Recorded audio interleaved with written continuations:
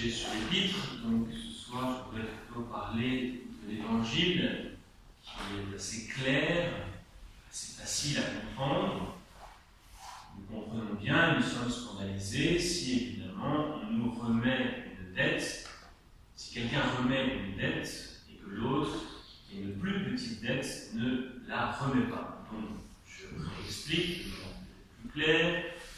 Le roi est son serviteur, le serviteur a une grosse dette à son égard, il supplie le roi, et le roi, dans sa bonté, remet la grosse dette à son serviteur. Et ce même serviteur, à peine a-t-il reçu cette remise de dette, est incapable de remettre à celui qui lui doit quelque chose cette petite dette.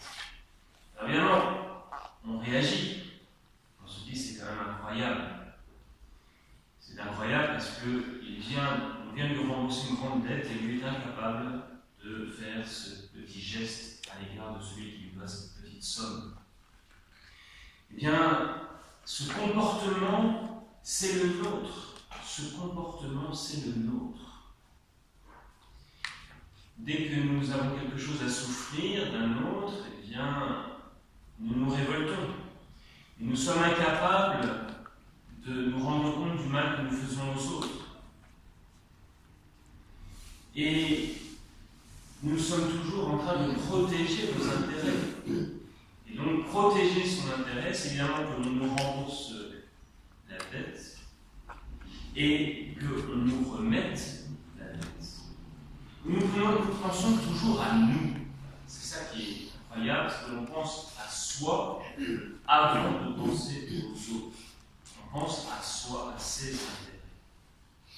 Mais la conclusion est aussi intéressante, parce que la conclusion porte non pas sur une remise de dette, donc la remise d'un bien, mais sur le pardon.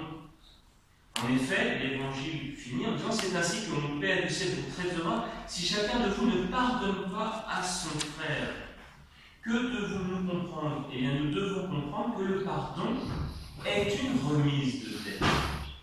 Le pardon, c'est de mettre les comptes à zéro, comme s'il ne s'était rien passé. Et ça, c'est évidemment la grande leçon de l'Évangile.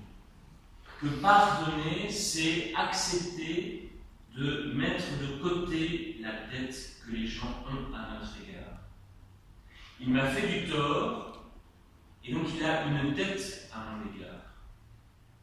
Eh bien, je vais lui pardonner, c'est-à-dire que je vais faire comme s'il n'avait plus de dette à mon égard. C'était un très très grand geste, d'une grande magnanimité. Et c'est ce à quoi le Seigneur nous appelle. C'est lui qui rendra la justice, et la justice sera rendue, mais par Dieu, pas par nous. À nous, il nous demande de pardonner. Il ne nous demande pas de faire justice.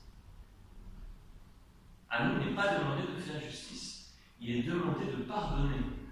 Dieu rendra la justice. Parce que nous ne sommes pas capables de la rendre correctement, cette justice. Parce que nous ne connaissons pas les choses. Il n'y a que Dieu qui, connaissant parfaitement chacun d'entre nous, chacune des situations, peut rendre la justice. Et une justice qui soit juste, qui soit vraie. À nous, il nous demande de pardonner. Il nous demande de remettre la dette. Et il nous dit, vous remettrez la dette, vous remettrez de petites dettes à votre prochain. Et moi, je remettrai une grande dette, la vôtre que moi, ce que vous me devez à moi, Dieu, c'est une immense dette. Et moi, je vous la remettrai. Et vous, je vous demande de remettre une petite dette à votre prochain.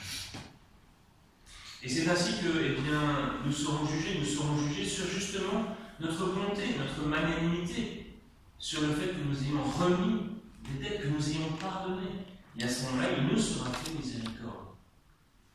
Donc, vous voyez les exigences de l'Évangile. L'Évangile est extrêmement exigeant. Il faut une grâce spéciale pour le vivre et le revivre tous les jours, jusqu'au bout. Alors, demandons cette grâce et regardons un petit peu comment est-ce que nous sommes à notre égard. Est-ce que nous demandons Nous demandons que le Seigneur nous pardonne, et nous sommes incapables de pardonner aux uns et aux autres. Alors confions tout cela et bien la miséricorde de Dieu, et prenions cette décision de vraiment vouloir pardonner, afin que le Seigneur nous pardonne quand il sera temps de nous présenter